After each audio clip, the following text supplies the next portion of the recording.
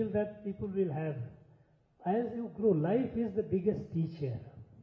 As we grow in life, we learn a lot of things not out of books, out of meeting the people, out of seeing the people, people's behavior and how it is. So things are not as that they will have difference. The difference between being arrogant and being confident. You know, you are actually tapering your answer with politeness. For example, sir, I beg to respectfully differ, or I am afraid I don't agree with it. I am afraid. The moment you say, your body language, you know, arrogance is a matter of body language. More than your spoken language, of course, but also your body language. You just be your natural self and be polite. And if by any chance, if a board member takes a position which you think is going to be confrontational, by any chance, you must yield. Politely yield. You don't pick up a cousin with a board member. You politely, sir, I think I'm afraid I don't think, sir. I am competent enough or mature enough to argue. I'm sorry, sir. Politely, you just quietly, politely yield. Don't get into, of course, they will not, sometimes they might try to post it. So, there is, the arrogance is essentially when you are opinionated. If you think of it carefully, opinion and opinionated, you will get the answer. Arrogance is, I am right. What you are talking. No, that is not. I am responding based on what I know. If I know something more, and my knowledge is finite, I know only things limited. This humility should be, once you have this humility that what I know is not full knowledge, is not enough, that makes you humble. That there may be something which I am not aware. If I get it, I will. So I think that shouldn't be an issue. Arrogance is, you know, when you are, as I said, opinionated, when you say strong-headed, no, this is what. No, that is not the quality of a civil servant. A civil servant should not be, arrogant, should not be. And humility is the mark. All through what is expected of you is, are you humble enough to accept another point of view? You know, 2 plus 2 is 4, so is 3 plus 1, so is 5 minus 1. So my answer is not the only answer. There can be many other answers also. Have that humility. Yes. Yes? Huh.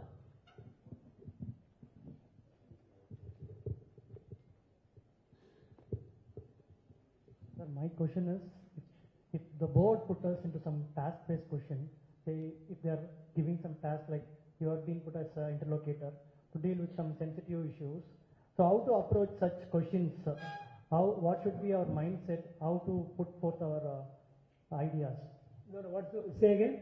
Sir, if the board put us into some task-based questions, say if they are saying if you are being appointed as interlocutor for some sensitive issues, so how to approach that question? What should be our mindset? Right.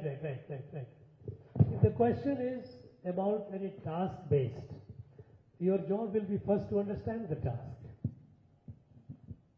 You may not be knowing the task. So your answer should be, if I am given a situation like this, first I will understand what actually the problem is.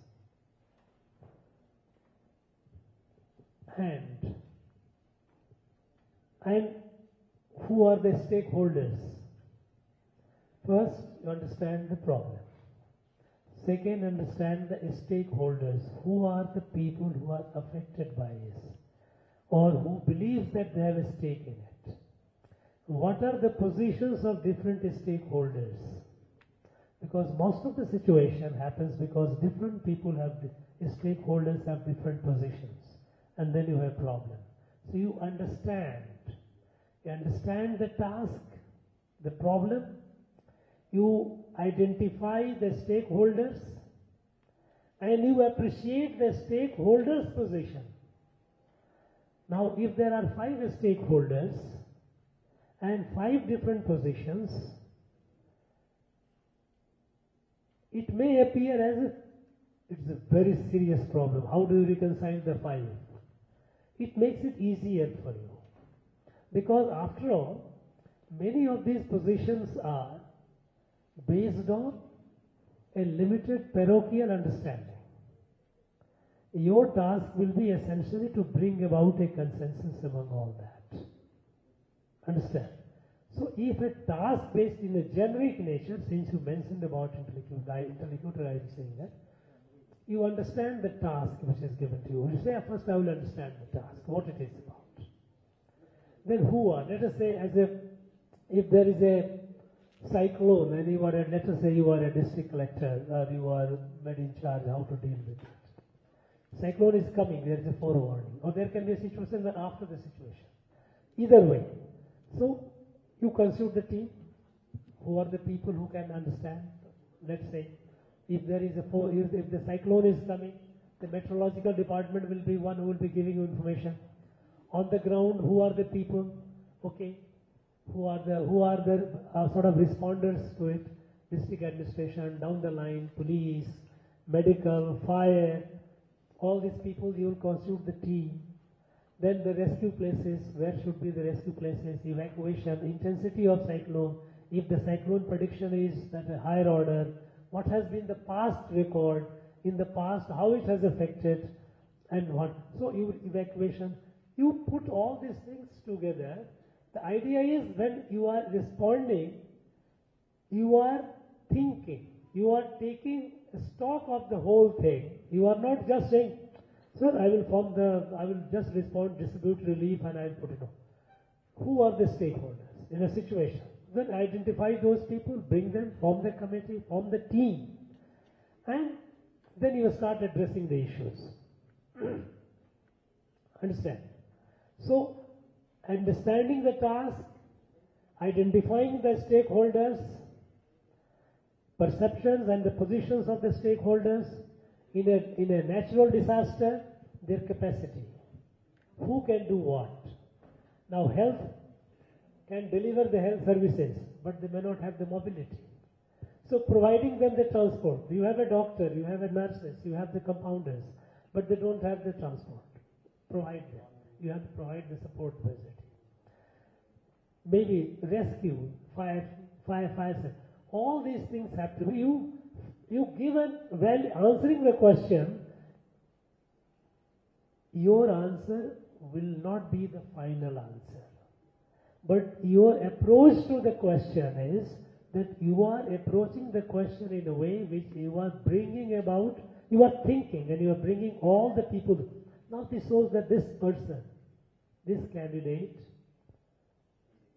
he or she knows how to address the problem. If a problem comes,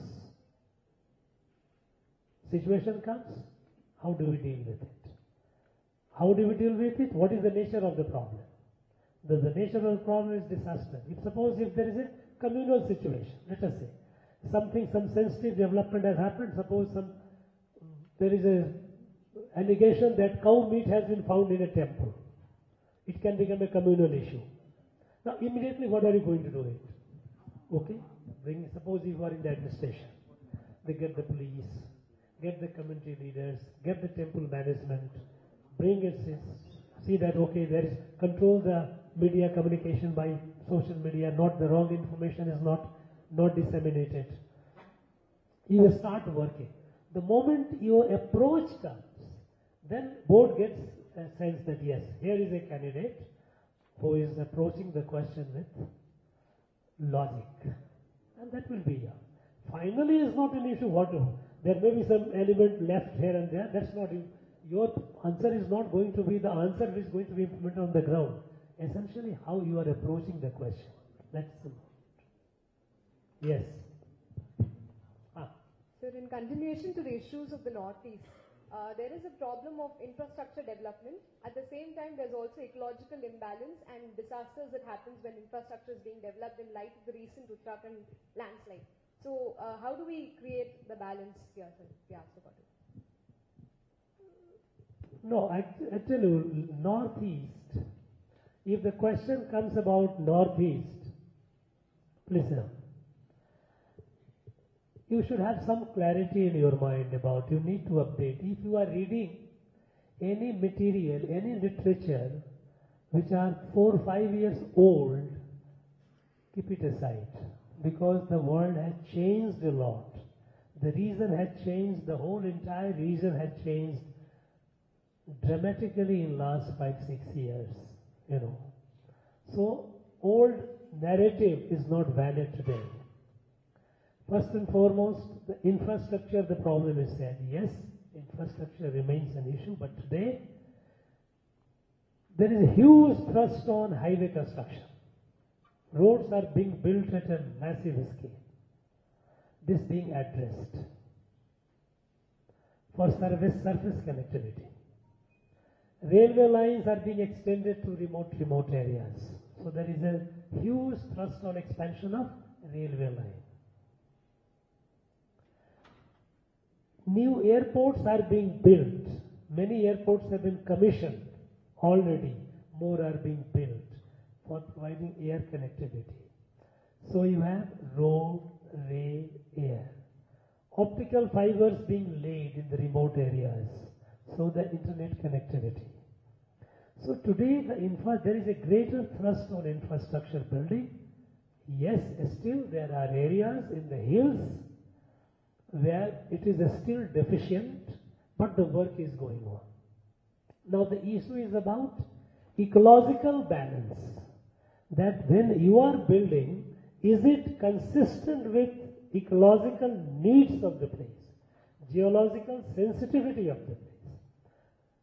All these in the Northeast, there has not been as yet an issue, major issue of ecological disaster, that something has been built, because landslide and all that you hear is mostly, now you are hearing it, Josimat.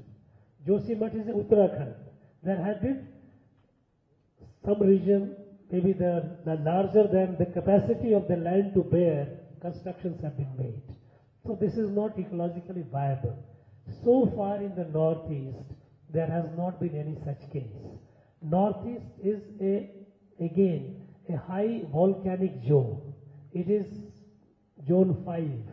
So it is a very seismologically very sensitive.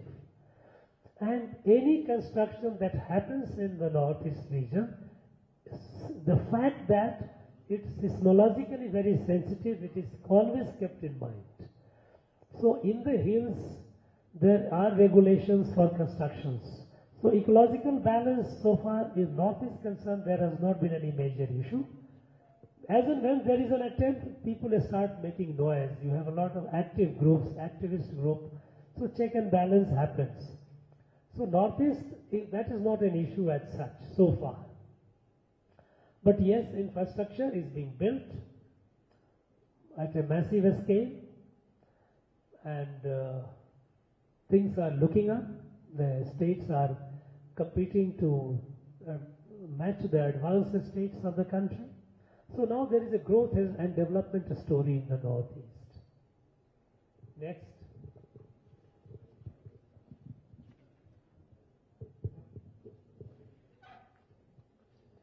You guys are exhausted of questions or what? Then I will start asking questions. So, in my last interview, there was a question that corruption greases the wheels of the administration. Corruption? Greases the wheels of administration. Greases the wheels of administration, yes. So, how should we tackle this question? Look. Now, there is a theory in economics that corruption is not all that bad. There are some economists come up with the theory. It is established. There are papers. Though I am not an economist, but I have read some of the papers where people say that corruption is not altogether bad. Your position should be very clear.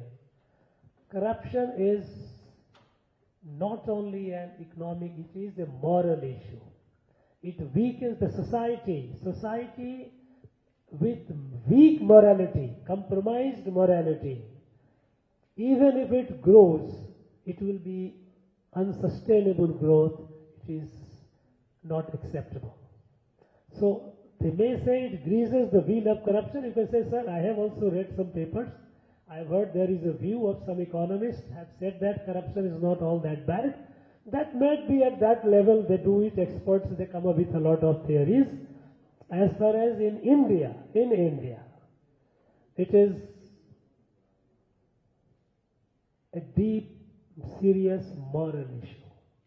If we accept this, then we are lowering the moral threshold of the society. Now this is not acceptable.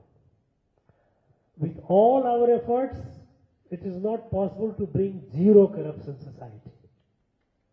But that doesn't mean that we have to legitimize it with a theory. If corruption happens, and it happens despite all the measures, but we cannot give it a theoretical justification. Corruption, with all the initiative, all the efforts, we have not been able to make a zero corrupt society, and perhaps it may be an ideal society. But that does not mean that we give it an theoretical or ideological or economic legitimacy, because that will be lowering down the moral threshold of the society, which is not acceptable. That should be your position. Yes?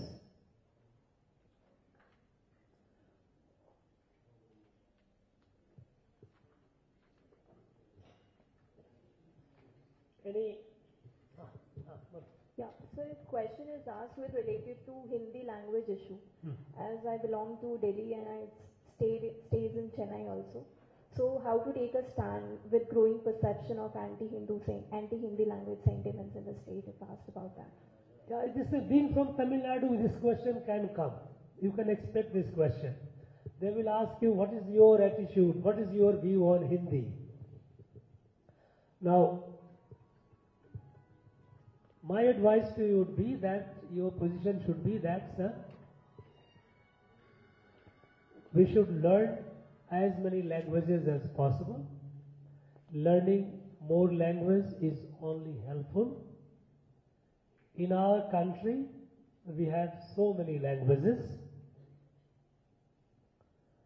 Tamil is a very rich and ancient and rich language, and people of Tamil Nadu are proud of it.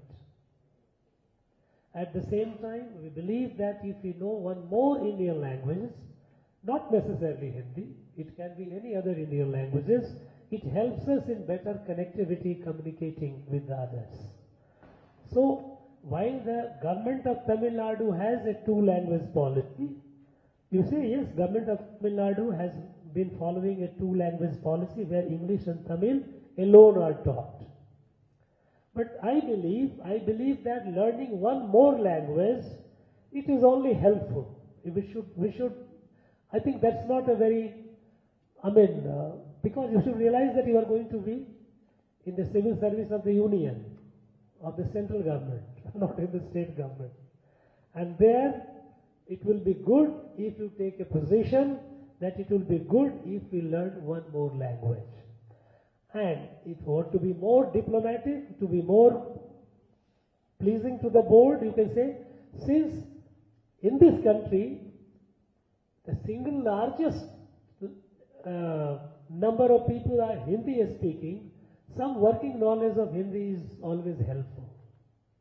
That kind of answer you should give, so that you are not viewed as absolute rigid South, because then again you will be opinionated. Remember, if you say, no, sir, we should not. I say about imposition and all, these are political noises that happens, because even I think one question that you also must be prepared about the national education policy. You can expect questions on that. So there also there is a greater thrust on mother tongue, regional languages. There is a greater thrust on that. So we said there is a greater thrust as such on more and learning more and more learning in mother language, regional language. Even the government, the Prime Minister, position has been that even the higher technical education like medical and engineering should also be in the regional languages, and that is very much good. But I think learning one more Indian language is helpful in communication, in reaching out, and since in this country the single largest number of people, if you go by the language, Indian languages, then perhaps Hindi language. If one learns Hindi, it's always helpful. So don't say that yes, Hindi must be learned. It's not say. You say it's always helpful. Put it this way. Understand? Okay, yes is helpful, that which helps us, anyone who knows the language, more language. First your answer should be that we should learn one more Indian language. One more Indian language. And when it comes to Hindi, then you take a position that, I think sir, Hindi is since there are larger number of people who speak Hindi in the country, so it is helpful. So put it that way. Don't take a position that no, Hindi should not be, no, Hindi must be. Both the position you should avoid. You should avoid. Unless you are a Hindi chauvinist that you say, no, Hindi should be there. Then of course, the choice is yours. But I think it's good enough you take a balanced position that yes, we must learn one more Indian languages. It is helpful. And larger number of people speak, so knowing Hindi is always helpful. Yes. Any current affairs question you have?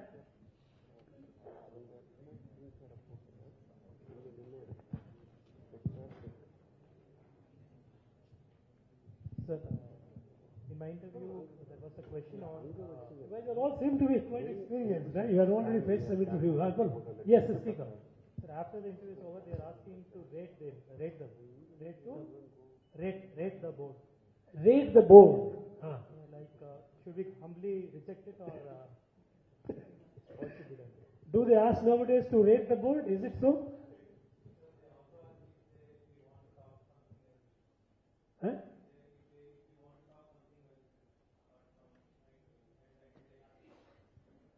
No, if they ask you to, suppose if they ask, because after all, they are at liberty to ask any question. They will say, if I say night, what do you say? The choice is here. They can ask any question. If they ask you to rate, I say it's wonderful, sir. I mean, it's a privilege to such senior people.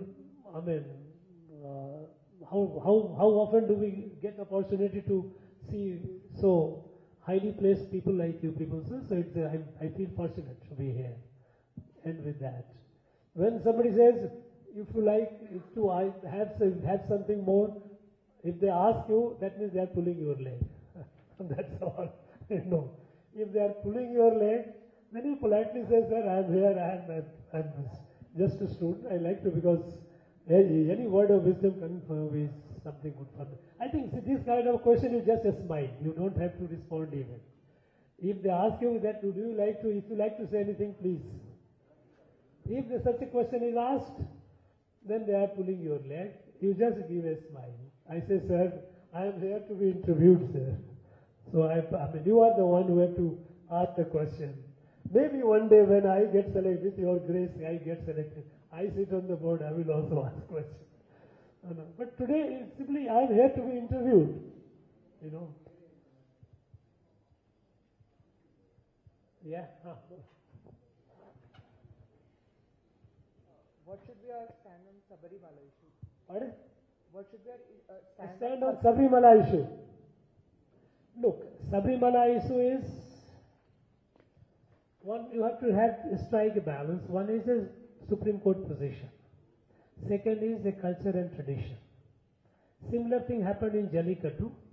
Jallikattu, there was a massive outrage. So the government of India came with an ordinance nullifying the Supreme Court order. In Sabarimala case, government has not done that. But nevertheless, it is a cultural issue. You say, sir? I think when it comes to the issue of culture and tradition,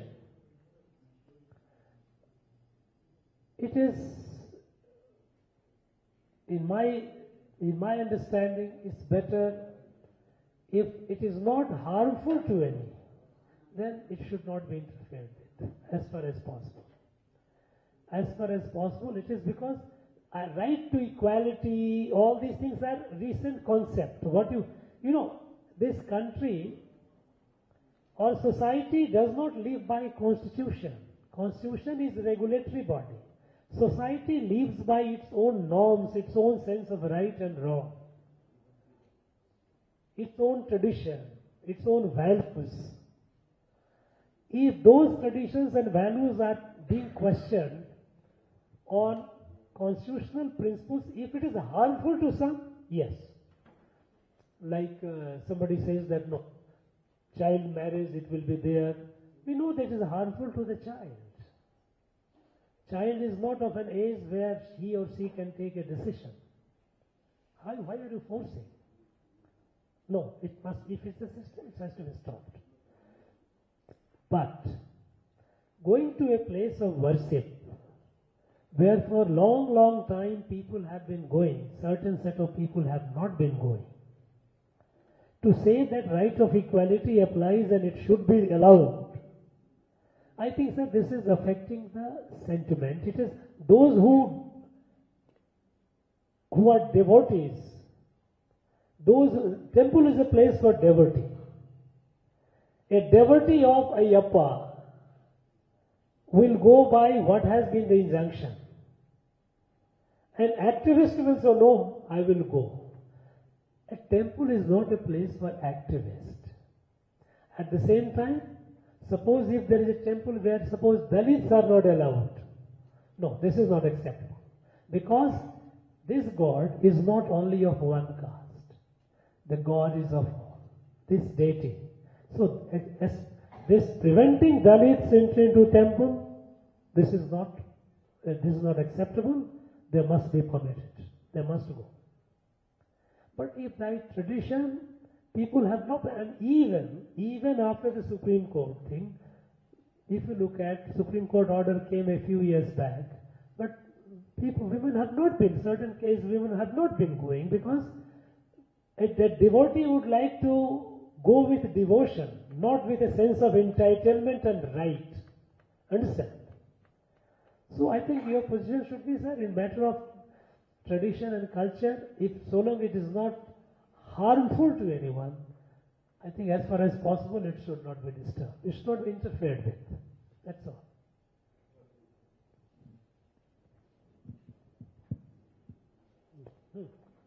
There is something, one behind? Yes.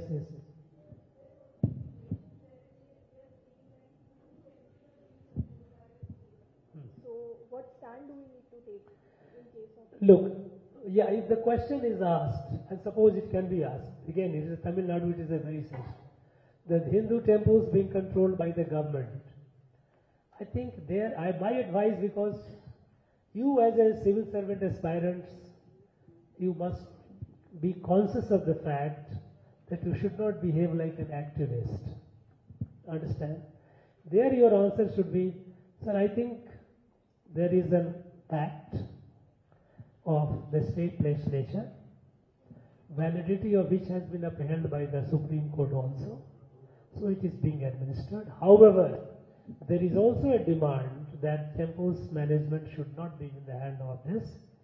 So they also have a point, and there is some agitation campaign going on to take the temple away from the government. Now I am sure in due course some way will be found out. There could be some issue of management, mismanagement, but I think, sir, this is right now. You should not take a position. No, government must be out.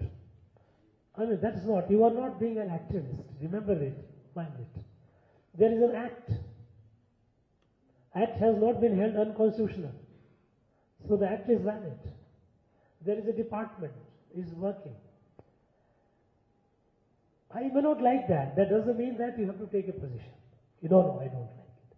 Your position should be, sir, I think there is an act. There is an act has got it's the constitutionally valid. There is a department which looks into it.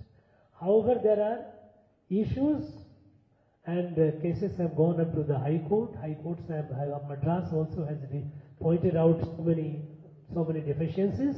I think the competent authorities should look into that. With that, you stop it. Don't take a position, yes, temple must be liberated. You are not here a temple activist, okay? You are going as a civil servant, despite it. Yes.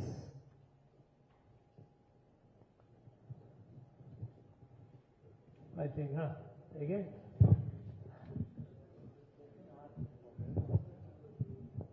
Why are people from Tamil Nadu always protesting for everything? Jallikattu protest, Kudankulam protest, methane hydrocarbon protest. And he was like, what is wrong with the people of Tamil Nadu? That was the question asked. No, if a question like this is asked, why are people of Tamil Nadu always protesting Jallikattu, Kudankulam, then something will say language. What is wrong with the people of Tamil Nadu? Now we should realize that this is a question, mischievous question to provoke you. Understand? So this is again testing your personality. It's not, your smartness lies in not getting provoked. I say, sir, agitation have been happening all over the country, but it's now that maybe people of Tamil Nadu, they are more emotional to do it. But I think, sir, by and large, protest agitations in Tamil Nadu has been subject to law regulations. So, as far as I am concerned, I don't see anything wrong in Tamil Nadu. With a smile, you say, I don't see anything wrong with the people of Tamil Nadu, because I think, like any other part of the country, people of Tamil Nadu also enjoy certain rights, constitutional rights, and they are as much agitations in a democratic society is a part of our life. Now, a question like this, it can be a trap, it can be tricky. You should not get agitated and defensive. No, Tamil Nadu people are very law-abiding, very simple people. No, they are nothing. You politely say, just first you smile. First you smile and say, I think agitations is a part of democratic life, and everywhere it has been going on, and people of Tamil Nadu also. But I think by and large, maybe if cases of violent strikes have happened, agitations happens all over the country. Some places, by and large, agitations are within the ambits of law. And I don't think anything wrong with the people of Tamil Nadu. To me, it doesn't look anything wrong. Put it this way. To me, it doesn't look anything. Then your answer should be, sir, I don't think, sir, you should, because I don't think I see anything wrong with the people of Tamil Nadu, because people of Tamil Nadu agitate like anywhere people agitate. Anywhere people, you don't have to start giving the counter that, look, there are a lot of agitation, farmer agitation, Jat agitation, Khap agitation, all kind of agitation are going on all over the country. You don't have to get to do just with a smile, because you should realize that this is a question to provoke you, to make you, to expose the real you within you. That, okay, as a Tamil, you will feel bad about it. This man is saying, what is wrong with Tamil Nadu? What is this? Don't get into that trap. You just smile as, I don't think there anything, to me it doesn't appear anything wrong. People hesitate anywhere.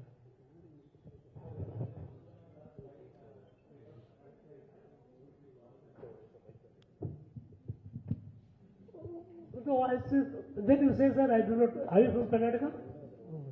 You say that first and foremost you should again smile. You don't get that Karnataka is always right and all this. Not kind of positions you don't take. Because these questions are not meant to test, these are meant to test your personality. You remember it. You don't have to get into, sir, these are the issues with Maharashtra, this is the issue with Kerala, this is the issue with Tamil Nadu. You start factually counting and trying to, these questions are meant essentially to provoke you and see your real self. You just smile. I said that many states have got with other states. I'm sure, sir, this will be find out. There's Karnataka. I don't see anything wrong with the people of Karnataka, but problems happens in any living society. It's part of it. Politely, you just with a smile play it down. Play it down. Don't get into responding to this question with details. If you start responding with details, you are trapped. Don't get into it. You want to ask? Yeah, come on.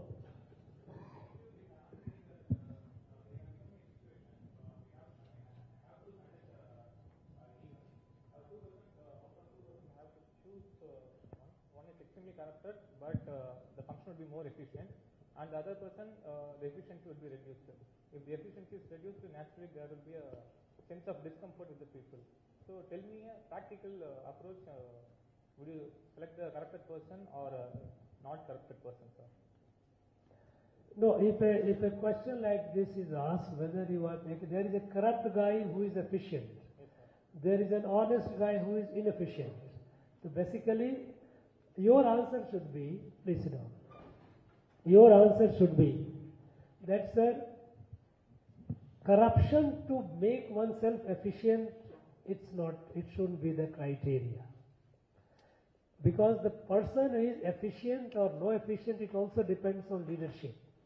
If you have to choose a person, the person is expected to be under your leadership to work, right?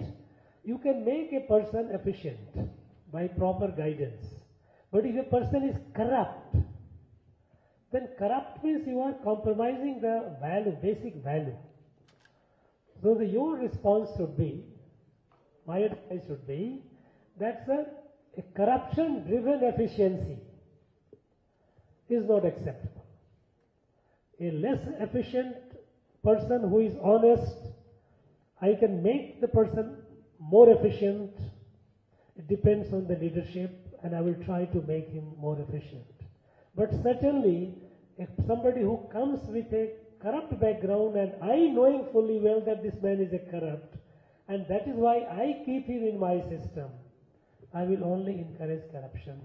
A corruption-driven efficiency is not acceptable.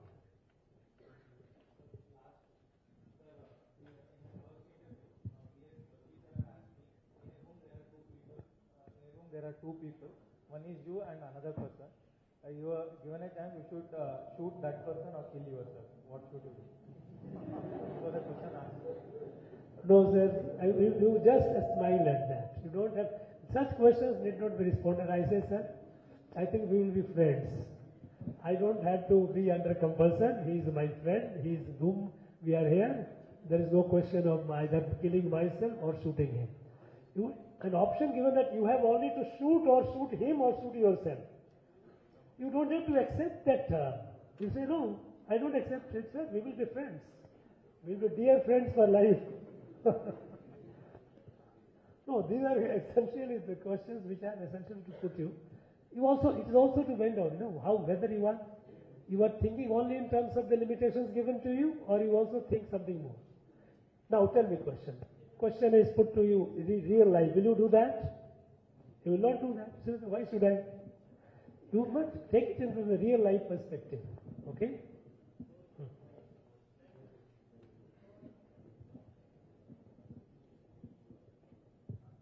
That's okay. Anyone? Who has not asked question? You are asking? Oh, you're not a candidate. Okay, let's see you back. Sorry. Sir, how do we improve India-China relations given the India-China relations, given the frequent border clashes that keep happening, and on the other hand, we have a huge trade deficit with them, so huge trade dependency. So what should be our point of action? And no, if a question is asked, first of all, a question may be asked. Now that you guys have not asked, but let me now put it. Question will be asked about, suppose India's foreign policy. Suppose about some issue is asked. I am asking you I am telling you a broad, but a question can come India, China, India, Pakistan, India, Israel, India, Middle East, India, Europe, India, Ukraine, India, Russia. But core thing is India's foreign policy. Now, India's foreign policy is based on India's national interest and India's national values. You know, earlier there used to be principle of, let's say, non-alignment. We are not aligned, we are not. These were externally conceived ideas. Our foreign policy today, after this government has come, this Prime Minister has come, is our national interest, our national values. If anything that harms the national interest is not acceptable to us. If anything that serves our national interest, it is acceptable to us. And at the same time, it's our national values. National values are no Constitution of India. Constitution is a document. National values, if you put it succinctly, what is your national values? Vasudhaiva Kutumbakam. We treat the world as a family. That is why, even in the pandemic, when the rich countries, when they made the vaccine, they started pricing up the vaccine. We gave free vaccine to more than 150 countries. We had our own needs, but we shared. Because we believe in sharing and the grief of others. This is our national value. Pandemic is an example. So national interest and national values. So when it comes to China, China tries to occupy our land, no compromise. Because it is a zero tolerance to loss of territory. We don't. And that is why we see the tensions on the border, and I see it happens. And it will continue happening for some more years to come. Some kind of armed coexistence will be there, but it cannot avoid, it cannot escape it. Because all these years we tried to maintain friendly relations, ignoring China's belligerence, but China, it kept encouraging Chinese. Now our policy is very, we will not lose. We are not. So our foreign policy is based on national interest, India's national interest and India's national value. Now that has reflected even in our Middle East relation.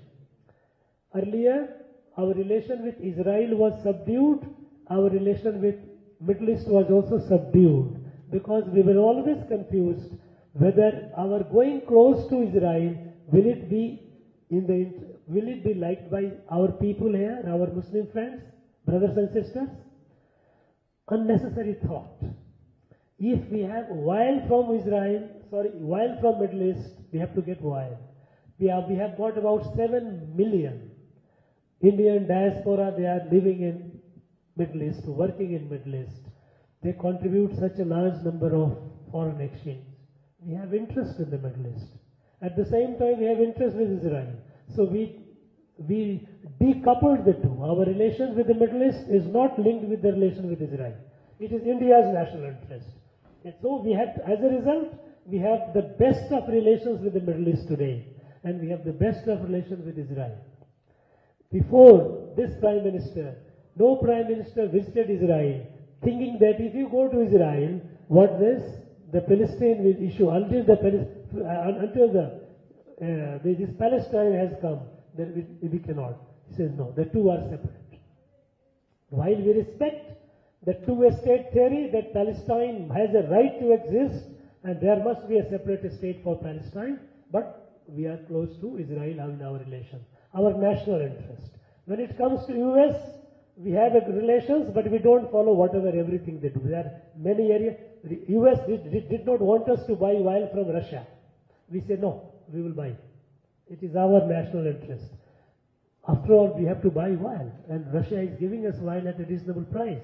Why don't we buy it? We'll buy it. So our foreign policy are guided by two basic pillars: our national interest and our national values. National values are Vasudhaiva Kutumbakam. We like to treat them. You will be asked a question or G20 about China.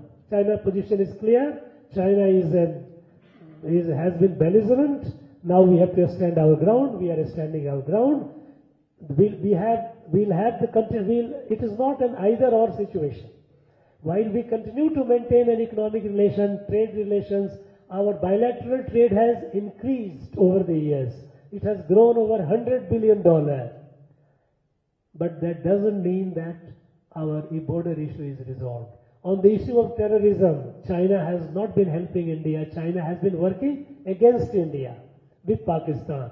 So we know we do a relationship, do business with a country based on real issues. On the issue of territorial issues, on the issue of terrorism, on issue of our national interest, we know that China is our adversary and we deal with them.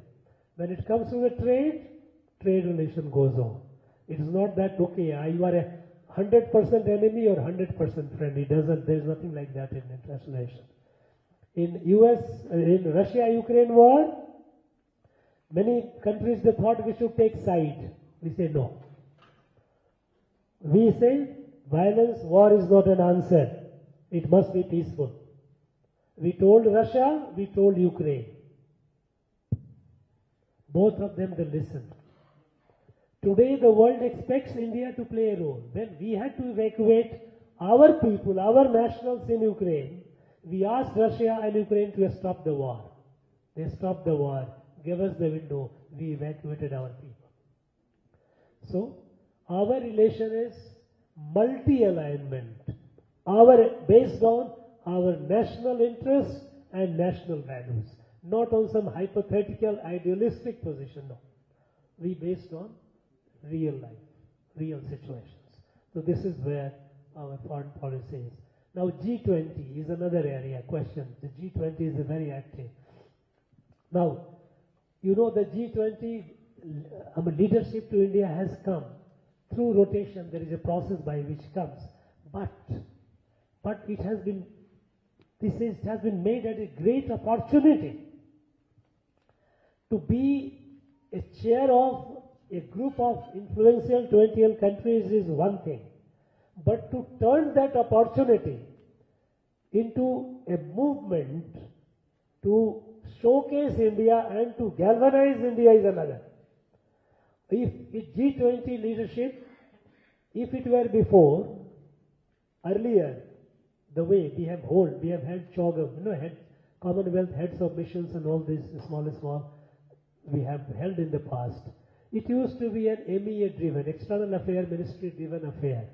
There will be conference, summit, come to Delhi, come to Bombay, come to Goa.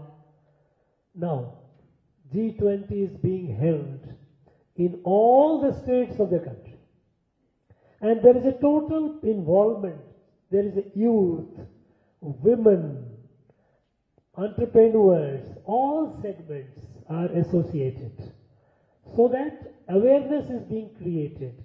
That here is, suppose, even in Tamil Nadu, we have 3 venues for G20. Chennai, Mahabalipuram and Coimbatore. All the places, when the events are held, you will find women entrepreneurs will also be coming on the sidelines and talking to them. They will be telling about how the women of these areas are doing, what great things are being done, good things are being done. Youth will be coming and interacting with them. How aspirational. We will showcase our strength, our art, our culture, our agriculture, our science, technology, all these things. So that when the delegates, they go back to their countries, they go back with an impression of India. Because international impression of India is, traditionally it has not been good. Reality is different. So now, even G20 has been made into a, what is Prime Minister called it, Jan Andolan, a mass movement. You know, every segment of the society, there is a farmers vertical, where the farmers would be meeting the G20 leaders on the sideline. Look, this is how the farmers are doing in this country, whichever location they do. So, there is a fundamental change in the way this international event is being organized in the country. It is not 1 or 2 or 3 or 4 or half a dozen meetings. It is more than 220 meetings will be held all over the country, involving our people, all sections of the people, students, youth, entrepreneurs, women, art, culture, farmers, MSME, all will be coming and participating in this. Now, energizing the country, because we are expecting more than 100,000 delegates coming from all these countries. When they come, in the process, we will also get energized. When all the sections are asked that you are going to interact with G20, okay, Coimbatore, women entrepreneurs, all that they are doing, they will also get active, they will also consciousness, they become conscious, they will work it. Similarly, other fields, they will meet them, they will come back with we will also get energized. International perception also will change about this country. That look, well, we didn't know about it. Because what do they know about India? They know about India what comes in the newspaper, what comes in on the television, what has been written in the books. But the books written on India are old books essentially, are not necessarily very charitable. They depict India as still as one of those third countries and all. It is not the case. Today the world looks at India with an expectation of leadership to solve the global crisis. Let us say the climate crisis. The whole country looks at India as a model. How the daring steps India has taken to free itself from the fossil fuel energy. We are moving forward. Not only that. Again, as I said, our value system. What is the motto of G20? Vasudhaiva Kutumbakam. This is the motto of one world, one earth, one family, one future. This is our value. This very crisply, succinctly represents India's foreign policy. We look at this. So you need to be familiar with these current developments, current affairs. I wish you all you guys the very best. Keep yourself cool, collected. Take deep breath, do pranayam. Convince yourself that you are among the best in the country. You have, after a long process of screening, you have been selected. It is an opportunity, you give your best. You will get, wet arms and cold feet. Develop that. Convince yourself, and remember that the person sitting across the table is also a lesser mortal, is not someone who is coming from some other planet. I am sure many of you will make it, and by any chance, some of you, if you don't get disheartened, try again. We are not talking about any failure today. There is no question of talking about it. Meet this board with a confidence, not arrogance. Arrogance is body language. With humility, face it. It's a test of your personality. Okay? All the best. See you. And once we will also have a felicitation ceremony or an event with those of you who have made it. We will meet once again in this Darbar. Let the result come. Okay, thank you very much. Candidates can come and share their experience.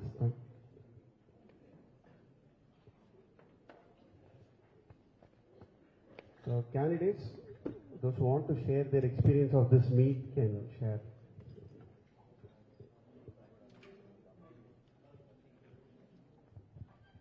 If you guys feel like sharing, is fine. If you feel shy of it, there's no problem. But you don't feel shy, because feeling shy is not a mark of a good candidate. Sir, first of all, thank you so much for this opportunity. I feel very privileged, fortunate to sit in front of you and listen to your lecture. And what I feel is these 2 hours that I spent now are the most productive hours in my entire UPSC preparation, because you gave insightful thoughts on various process from starting from foreign policy to everything that an aspirant should develop. So thank you so much, sir.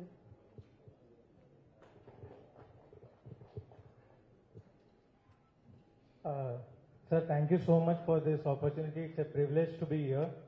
Sir, it's been a quite long journey for me in UPSC, almost 6 to 7 years. So I've grown with UPSC with age. So sir, in my earlier interviews, whenever I used to go to the institute, they used to say, smile a lot, wear suit and answer like this. You should not be totally against the government. Sometimes you should criticize the government also. So I used to get confused, sir. There was like this, wherever the coaching institute, wherever we used to go, they used to make a mess out of us, and we used to end up confused, especially the mock interviews. So actually this was a most productive session where actually we got to know what it is, what UPSC is expecting, how we have to answer to the point. So that is what we got from this interview, this session, and we got to know much more about how bureaucracy functions, how it is to be a bureaucrat. That is one thing, sir. And the second thing and the last thing I want to say is, sir, actually we have a group of 1,500 interview going candidates, online group we have. So of which we are few of the managers, admins of those groups. So that is why I have taken down each and every point which you have told, because there are more than 1,400 candidates who were not able to make it to the session because they are spread out across India. So I will share the notes with them, and that will benefit to the larger section of the country. I thank you very much, sir. Thank you for this opportunity. Thank you. Thank you. Can we stand up for national anthem, please?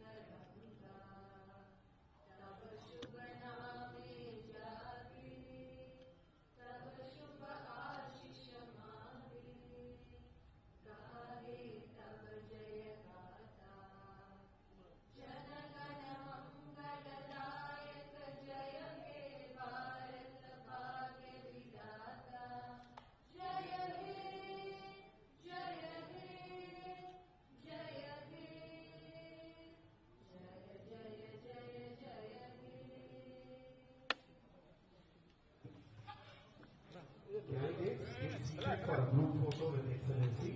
Media friends, those who want to cover can come in front. Also, remove the check.